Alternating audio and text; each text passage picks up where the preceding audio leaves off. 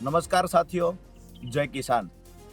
Botad marketing યાર્ડની અંદર વર્ષોથી કડદા પ્રથા સિસ્ટમ ચાલે છે, જેના કારણે ખેડૂતોના ખિસ્સા કપાઈ રહ્યા હતા। અસંખ્ય ખેડૂતોની અમને ફરિયાદ મળી, જેના કારણે અમે ગઈ 10/10/2025ના રોજ બોટાદ માર્કેટિંગ યાર્ડ ખાતે આ કડદા પ્રથા બંધ કરી ખેડૂતોને જે લૂંટવામાં આવી રહ્યા છે એ સિસ્ટમ બંધ કરવા માટેથી મોટી સંખ્યામાં ખેડૂતોને સાથે લઈ રજૂઆત કરવા પહોંચેલા। અમારી રજૂઆતને સાંભળ્યા પછી પણ એકદમ વ્યાજબી રજૂઆત હોવા છતાં પણ કડદા પ્રથા બંધ થશે આવી અમને લેખિત બાંહેધરી ન મળી। ક્યાંક ને ક્યાંક શાંતિપ્રિય રીતે ગાંધી ચિંધ્યા માર્ગે અમે નક્કી કર્યું કે જ્યાં સુધી લેખિત બાંહેધરી નથી મળતી ત્યાં સુધી માર્કેટિંગ યાર્ડમાં ખેડૂતો શાંતિથી ધરણા કરશે। મોડી રાત્રે પોલીસ આવે છે, લાઠીચાર્જ કરે છે, અમને ઉઠાવી જાય છે। અમને કહેવામાં આવે છે કે માર્કેટિંગ યાર્ડમાં તમારે લોકોએ બેસવાનું નથી। અમે નક્કી કર્યું કે માર્કેટિંગ યાર્ડમાં બેસવા નથી દેતા, કડદા પ્રથા બંધ થશે એની લેખિત બાંહેધરી નથી આપતા, તો અમે બાજુનું ગામ હળદળ છે ત્યાં ખેડૂત પંચાયત બોલાવીશું। તો 12/10/2025 સાંજે 4 વાગે હળદળ ગામમાં ખેડૂત પંચાયતનું અમે આયોજન કર્યું।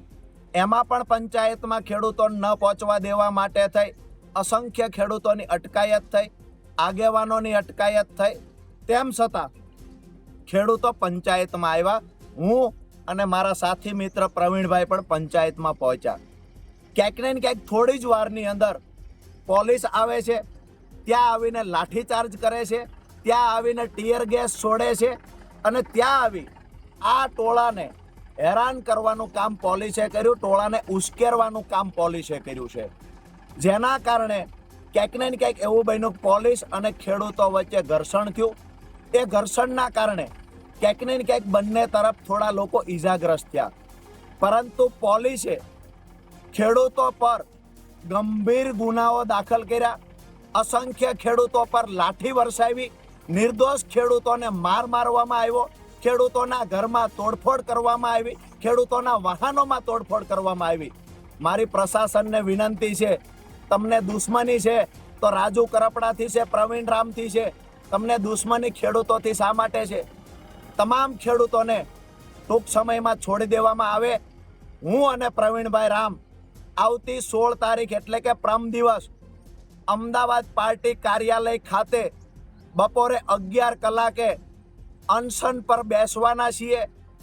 પોલીસને લઈ જવા હોય અમને ત્યાંથી લઈ જાય, પણ મારા નિર્દોષ ભાઈઓ ખેડૂતોને છોડી દે આ નમ્ર વિનંતી કરું છું। તમારે લાઠીઓ મારવી હોય તો અમારે પીઠ પર મારો, જેલમાં પૂરવા હોય તો જેટલા દિવસ રાખવા હોય એટલા અમને રાખો, પણ નિર્દોષ ખેડૂતો પર અત્યાચાર ન ગુજારશો। અમે સામે ચાલીને અમદાવાદ ખાતે આવી રહ્યા છીએ। આવતી 16/10/2025 બપોરે 11 કલાકે ગાંધી ચિંધ્યા માર્ગે ફરી વખત અમે લોકો ધરણા પર બેસીશું।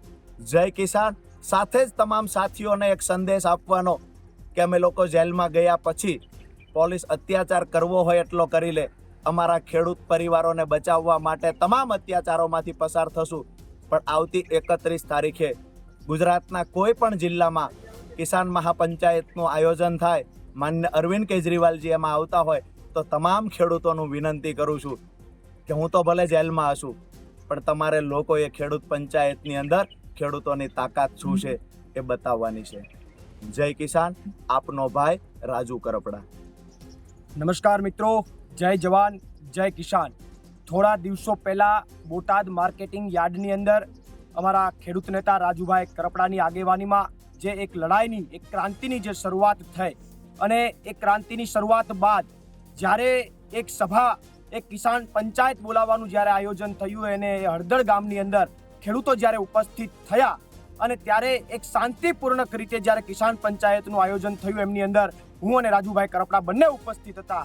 એ સમયે જે પોલીસ પ્રશાસન દ્વારા ખેડૂતો ઉપર દમન કરવામાં આવ્યું, ખોટી રીતે એની ઉપર લાઠીઓ વરસાવવામાં આવી અને વધારામાં ઓછું એ ખેડૂતો ઉપર, એ નિર્દોષ ખેડૂતો ઉપર 307 જેવી ગંભીર કલમો નાખવામાં આવી, ત્યારે હું એ પ્રશાસનને અને ભાજપ સરકારને ચોક્કસથી કહેવા માંગુ છું કે તમને કંઈ પણ વાંધો હોય, તમને કંઈ પ્રોબ્લેમ હોય રાજુ કરપડાથી કે પ્રવીણ રામથી, તો અમારી ઉપર લાઠી વરસાવો, અમારી ઉપર ફરિયાદો તમારે જેટલી કરવી હોય એટલી કરો, પણ નિર્દોષ ખેડૂતોને તમે ટાર્ગેટ ન કરો. અને એટલા માટે આવતી 16 તારીખે સવારે 11 વાગે અમદાવાદ આમ આદમી પાર્ટીના કાર્યાલય ખાતે હું અને રાજુભાઈ કરપડા બંને 2 માંગો સાથે, પહેલી માંગ એ કે જે બોટાદ માર્કેટિંગ યાર્ડની અંદર જે ખેડૂતોની માગણીઓ છે પૂર્ણ કરવામાં આવે, અને બીજી માગણી કે જે નિર્દોષ ખેડૂતોને ટાર્ગેટ બનાવવામાં આવ્યા છે એ નિર્દોષ ખેડૂતોને છોડી દેવામાં આવે. આ બંને માગણી સાથે અમે બંને વ્યક્તિઓ ત્યાં આમરણ ઉપવાસ ઉપર 11 વાગે બેસવાના છે.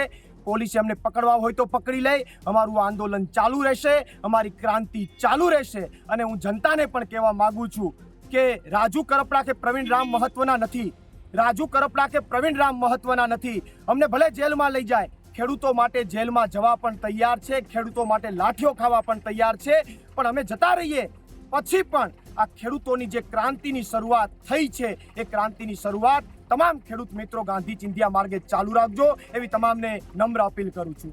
પ્રવીણ રામ, પ્રદેશ ફ્રન્ટલ અધ્યક્ષ, આમ આદમી પાર્ટી.